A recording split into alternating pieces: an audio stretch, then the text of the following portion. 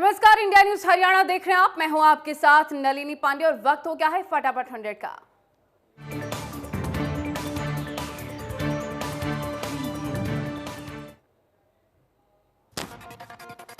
प्रधानमंत्री नरेंद्र मोदी ने दुनिया के सबसे लंबी अटल टनल का उद्घाटन कर दिया है। रोहतांग से मौजूद 9 किलोमीटर लंबी टनल मनाली को लाहौल स्पीति से जोड़ेगी। अटल टनल की वजह से मनाली और लाहौल स्पीति घाटी साल भर एक दूसरे से जुड़े रह सकेंगे। इसके पहले बर्फबारी की वजह से लाहौल स्पीति घाटी साल 6 महीने तक देश के बाकी हिस्सों से कट जाती थी। अटल टनल का निर्माण अत्याधुनिक तकनीक की मदद से पीर पंजाल की पहाड़ियों में किया गया है। ये समुद्र तट से 10,000 फीट ऊंचाई पर स्थित है। अटल टनल के बन जाने की वजह से मनाली और लेह के बीच में दूरी जो थी 40 किलोमीटर कम हो गई है। दोनों स्थानों के बीच सफर में लगने वाला समय 4 से 5 घंटे कमी आएगी। अटल टनल का आकार घोड़े की नाल जैसा है। इसका दक्षिणी किनारा मनाली से 25 किलोमीटर की दूरी पर है, जबकि उत्तरी किनारा लाहौल घाटी से तेडलिंग और सिस्सू गांव के नजदीक है। 10.5 मीटर चौड़ी सुरंग में फायर प्रूफ आपातकालीन निकास द्वार भी बना हुआ है। अटल टनल से रोजाना 3000 गाड़ी और 1500 ट्रक 80 किलोमीटर की स्पीड से निकल सकेंगे।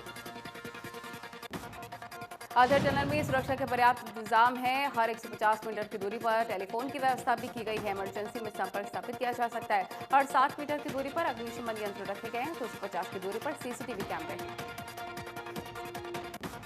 दुनिया में 3 करोड़ 48 लाख से ज्यादा कोरोना मामले, 10 लाख से ज्यादा कोरोना मरीजों की मौत, 79 लाख से ज्यादा एक्टिव केस। अमेरिका में 75 लाख 49 हजार से ज्यादा कोरोना संक्रमित केस, 2 लाख 13 हजार से ज्यादा मरीजों की मौत, 25 लाख 58 हजार से ज्यादा एक्टिव मामले। ब्राजील में 48 लाख 82 हजार से ज्यादा कोरोना संक्रमित, 1 लाख 45 हजार से ज्यादा मरीजों की मौत, 5 लाख से ज्यादा एक्टिव मामले।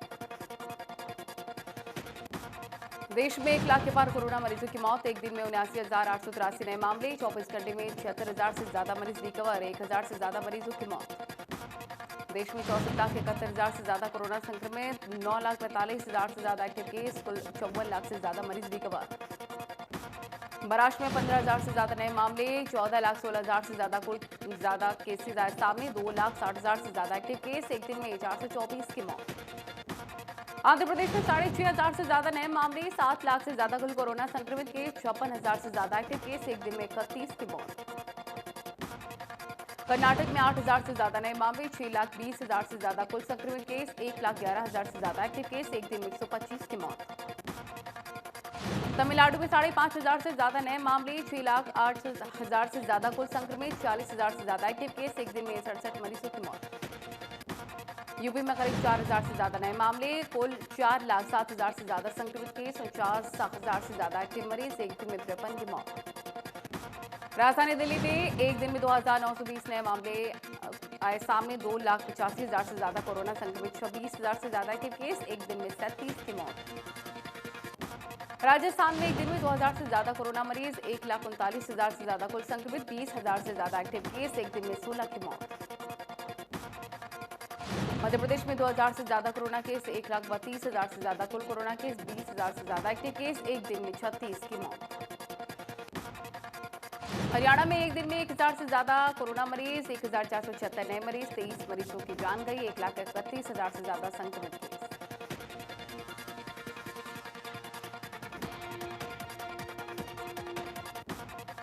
कोरोना का कहर जारी, राज्य मंत्री अनूप दाना कोरोना पॉजिटिव, गुड़गांव के मेदांता हॉस्पिटल में शिफ्ट। स्वास्थ्य विभाग ने कोरोना टेस्ट की प्राइवेट लैब्स में भी रेट तय कर दिए हैं। आरटी-पीसीआर टेस्ट के लिए हरियाणा में कोई भी लैबोरेटरी 1,200 रुपए से ज्यादा चार्ज नहीं कर सकेगी। 1,200 रुपए में ही जीएसटी हैंडलिंग चार्जेस शामिल हैं। रैपिड एंटीजन टेस्टिंग की रेट पहले से 650 तय है और ईएलआईसी टेस्टिंग की कीमत 250। सिरसा में कोरोना से एक मरीज की मौत हो गई। कोरोना के 65 नए मामले आए सामने, 60 मरीज ठीक हुए हैं। अब तक 3,866 केस मिल चुके हैं, जिसमें से 571 के सेक्टर। नूह में पिछले 24 घंटे में 6 नए केस आए सामने, 15 मरीजों को डिस्चार्ज किया गया। जिले में अब तक 64 केस एक्टिव हैं। कोरोना से 1,123 मामले आए सामने।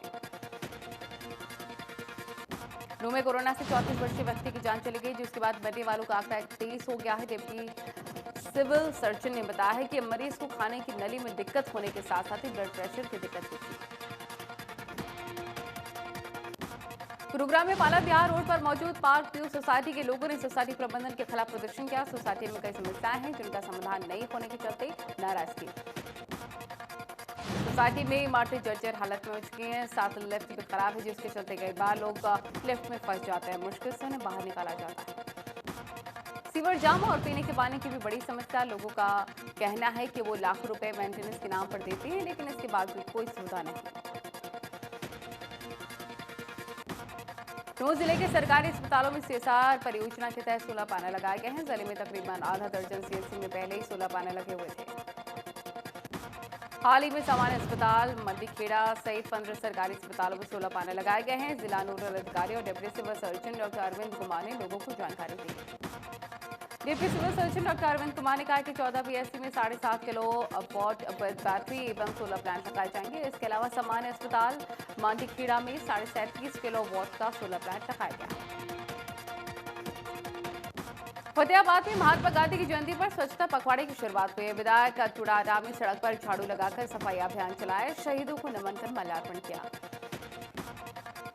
तुड़ाराम ने कहा है कि स्वच्छता पखवाड़ा में सभी नेता प्रशासनिक अधिकारी मिलकर साफ सफाई अभियान चलाएंगे। इस अवसर पर उनके साथ नगर परिषद के चेयरमैन सहित बीजेपी नेता भी मौजूद रहे।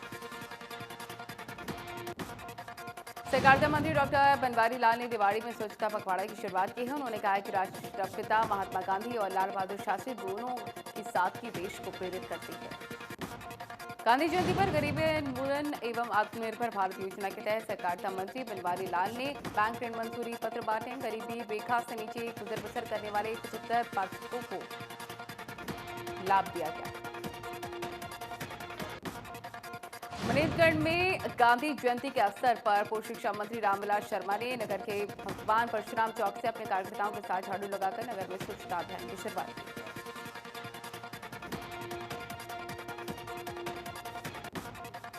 करनाल सांसद संजय भाटिया ने कहा कि स्थानीय उत्पादों को जितना बढ़ावा मिलेगा, आत्मनिर्भर भारत अभियान को उतना ही ज्यादा ताकत मिलेगी। हमें लोकल प्रोडक्ट्स के लिए और ज्यादा वोकल होना है। कृषि कानून को लेकर भाटिया ने कहा है कि तीनों अध्यादेश लागू होने पर किसान खुशहाल और उन्नत होगा। किसान अपनी मर्जी से फसल बेच सकेगा, कोई पाबंदी नहीं होगी। कुरुक्षेत्र में गांधी जयंती के मौके पर खाद्य बिक्री भंडार मिर्जापुर पहुंचे बीजेपी जिलाध्यक्ष ने कहा है कि ज्यादा से ज्यादा स्वदेशी वस्तुओं का इस्तेमाल करें। महात्मा गांधी का भी यह सपना था। फीडर्स वेलफेयर सोसाइटी अंबाला की ओर से गांधी जयंती पर अनोखी पहल की गई है। सोसाइटी ने एल्डर होम बुजुर्गों को गर्म कपड़े वितरित किए और मास्क भी बांटे। चीन में गांधी जयंती के मौके पर बीजेपी ने आत्मनिर्भर भारत के रूप में इसे मनाया है। जिला मुख्यालय पर स्वदेशी उत्पादों का मेला लगाया गया जिसमें स्वदेशी उत्पादों की स्टॉल लगाई गई। विधायक कृष्ण बिटा ने शुभारंभ किया। ग्रामीण क्षेत्र में लोगों को आत्मनिर्भर बनाने के लिए स्वदेशी सनातन संघ हरियाणा ने यहां पर प्रसिल्ला में कार्यक्रम का आयोजन किया जिसमें संघ के मुख्य राष्ट्रीय संरक्षक डॉक्टर दिनेश उपाध्याय ने मुख्य अतिथि के तौर पर शिरकत की। राष्ट्रीय सह संयोजक ने कहा है कि पहले ग्रामीण क्षेत्र में जरूरत के सभी सामान का निर्णय किया जाता था लेकिन अब हालात बदल गए हैं। ग्रामीण क्षेत्र को आत्मनिर्भर बनाना सबकी जिम्मेदारी है। पलवल में राष्ट्रपिता महात्मा गांधी की जयंती के अवसर पर विधायक दीपक मंगला ने गांधी प्रतिमा पर माल्यार्पण किया और स्वच्छता पखवाड़े का शुभारंभ किया। इस दौरान अधिकारी मौजूद रहे। करनाल में सामाजिक संस्था निफा ने अनोखे ढंग से महात्मा गांधी और पूर्व प्रधानमंत्री लाल बहादुर शास्त्री की जयंती मनाई। प्रदेश में पहली बार महिलाओं के लिए रक्तदान शिविर का आयोजन किया गया। कुरुक्षेत्र में बाइक यात्रा निकाली गई और बद्रीनाथ यात्रा गीता गोपाल संस्था की तरफ से आयोजित की गई थी। इस यात्रा को गीता मनीषी स्वामी ज्ञानानंद विश्वविख्यात ब्रह्म सरोवर से हरी झंडी दिखाकर रवाना किया। स्वामी ज्ञानानंद के मुताबिक यात्रा पर्यावरण के साथ ही लोगों को संदेश दे रही है कि जब वाहन चलाएं तो फिर ट्रैफिक नियमों का पालन करें। बाइक यात्रा का समापन बद्रीनाथ में होगा। गांधी जयंती पर सिरसा के गांव बागसर में फलदार पौधों का रोपण किया गया और नेहरा खाप की इकाइयों ने जगह जगह पर फलदार पौधों का पौधारोपण किया। इस अभियान को समाज के सभी वर्गों ने सराहा है।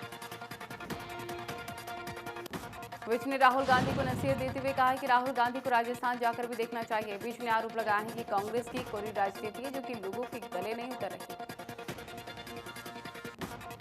पंजाब के मुख्यमंत्री कैप्टन अमरिंदर सिंह का अनिल विज को जवाब, कहा कि क्या हरियाणा में जंगल राज है। विज ने कहा था राहुल गांधी को हरियाणा में घुसने नहीं देंगे।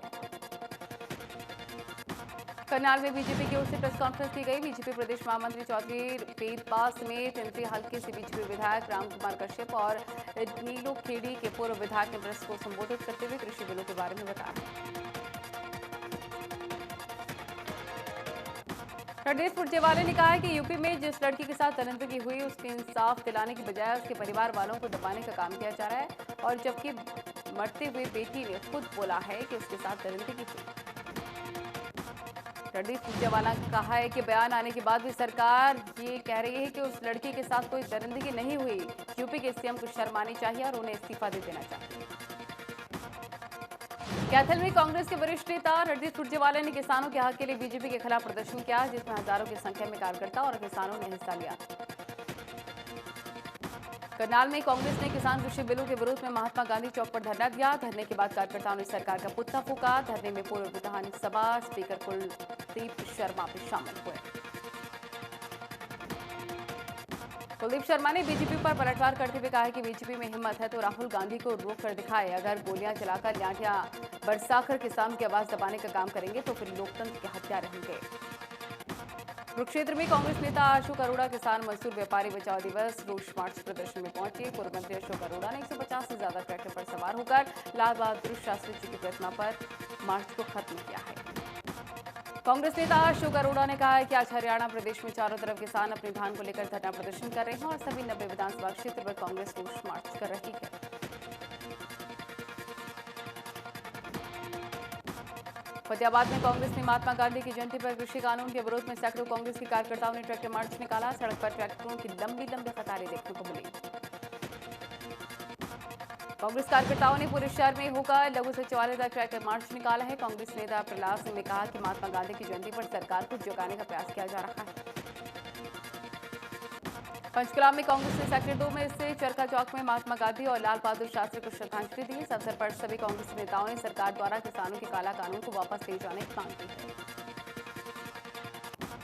गांधी जयंती पर समाखा विधायक की ओर से किसान मजदूर बचाव रैली निकाली गई। इससे पहले उन्होंने दोनों को श्रद्धांजलि दी। विधायक के नेतृत्व में किसान और समर्थक सरकार विरोधी नारेबाजी करते हुए कार्यालय से नई अनाज मंडी पहुंचे। कृषि बिलों के विरोध में कांग्रेस ने मोर्चा खोल दिया है। किसान मोर्चे के जिला अध्यक्ष राजेश चौधरी ने नेतृत्व में कांग्रेस कार्यकर्ताओं ने गोल मार्केट पहुंचकर प्रदर्शन किया।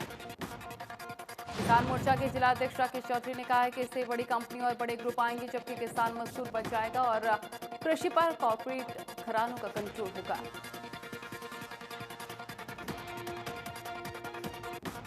हाथरस कार में यूपी सरकार की बड़ी कार्रवाई। एसपी और डीएसपी समेत 7 अधिकारियों पर गिरी गाज। दोनों पक्षों का नार्को पॉलीग्राफ टेस्ट करवाया जाएगा। यूपी सीएम योगी आदित्यनाथ ने ट्वीट किया है कि माताओं बहनों के सम्मान स्वाभिमान की क्षति पहुंचाने का विचार मात्र रखने वालों का समूल नाश सुनिश्चित है। उन्हें ऐसे दंड मिलेगा जो भविष्य में उदाहरण प्रस्तुत करेगा। कैबिनेट मंत्री अनिल विज ने कांग्रेस पर वार करते हुए कहा है कि हाथरस जैसे घिनौनी हरकत बर्दाश्त नहीं की जाएगी, लेकिन इसका राजनीतिकरण भी नहीं होना चाहिए। राहुल और प्रियंका गांधी समेत कांग्रेस के 154 नेताओं के खिलाफ एफआईआर। सुरजेवाला और दीपेंद्र हुड्डा पर भी यूपी में केस दर्ज। हाथरस जा रहे नेताओं की पुलिस से धक्का मुक्की। साझा ने कहा था कि 5 अक्टूबर को राहुल गांधी को आमंत्रित किया गया। राहुल कृषि कानून के खिलाफ आंदोलन में हिस्सा लेने हरियाणा आएंगे। कांग्रेस की सरकार बनने पर कानूनों को निरस्त किया जाएगा। भिवानी में बीजेपी प्रदेश अध्यक्ष ओपी धनखड़ ने कहा है कि राहुल गांधी प्रदेश का माहौल खराब करने के लिए आ रहे हैं। वो जनता को भड़काने आ रहे हैं। कांग्रेस सीविंग मैनेजमेंट पार्टी है। कैबिनेट मंत्री मनोज सिंह शर्मा ने कहा है कि राहुल गांधी अगर हरियाणा में आना चाहते हैं तो फिर उनका स्वागत है, लेकिन यहां आकर राजनीतिक रोटियां ना सेकें।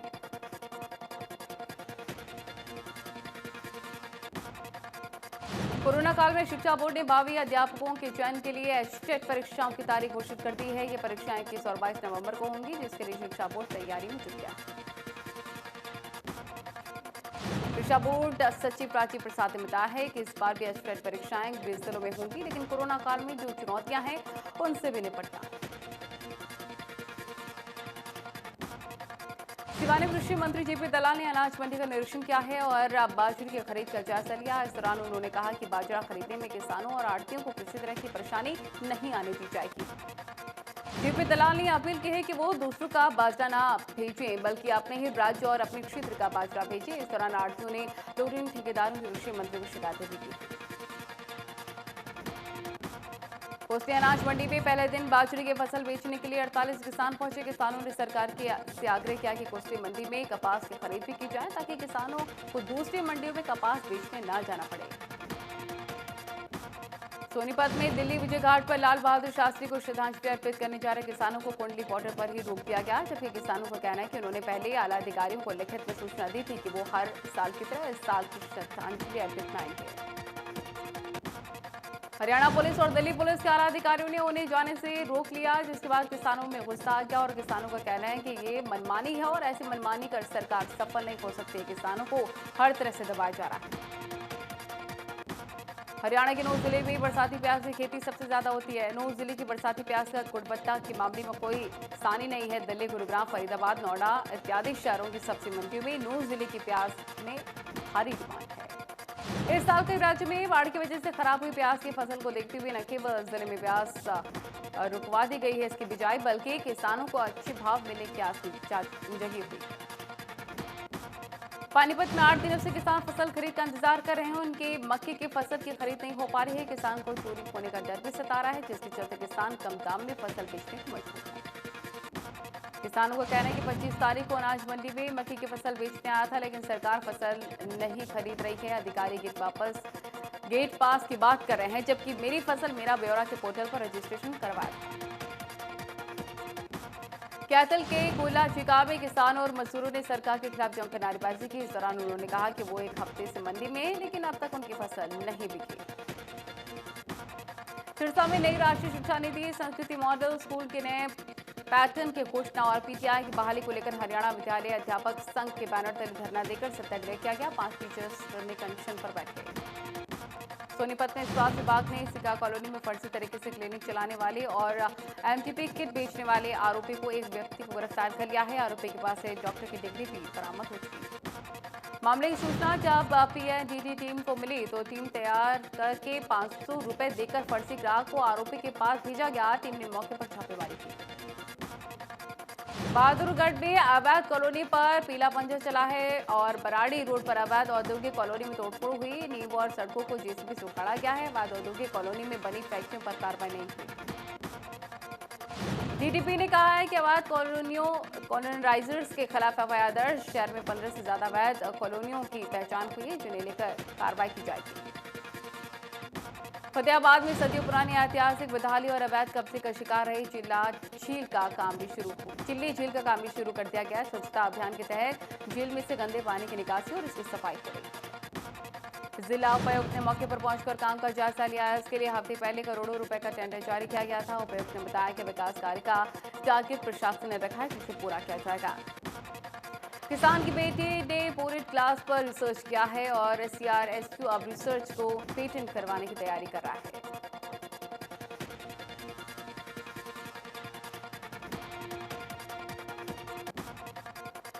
इस बोरेट ग्लास का प्रयोग नौसेना के पनडुब्बी में इस्तेमाल होने वाली लेजर लाइट में किया जाएगा। कैंसर के उपचार में प्रयोग होने वाली मशीनों के लेजर में एलईडी बल्ब में होगा। गोहाना के बड़ौदा में 40 वर्षीय व्यक्ति ने 10 साल की लड़की के साथ रेप किया। लड़की का मेडिकल करवाकर पिता के बयान का केस दर्ज कराया गया। पुलिस ने आरोपी को गिरफ्तार कर लिया। गुरुग्राम पुलिस ने 80 लोगों के गुमशुदा मोबाइल ढूंढकर उन्हें लौटा है। मोबाइल की कीमत 21 लाख रुपए आंकी जा रही है। कुरुक्षेत्र में मेडिकल स्टोर की आड़ में नशीली दवाई बेचने वाले पुलिस ने उनको गिरफ्तार कर लिया है। पुलिस ने आरोपी के पास से 75,000 नशीली गोलियां जब्त की। पंचकुला में कोटा गाड़ी जलती हुई खाई में जा गिरी और गाड़ी में एक व्यक्ति का जला शव मिला है। सूचना मिलते ही पुलिस सीन ऑफ क्राइम पर पहुंची।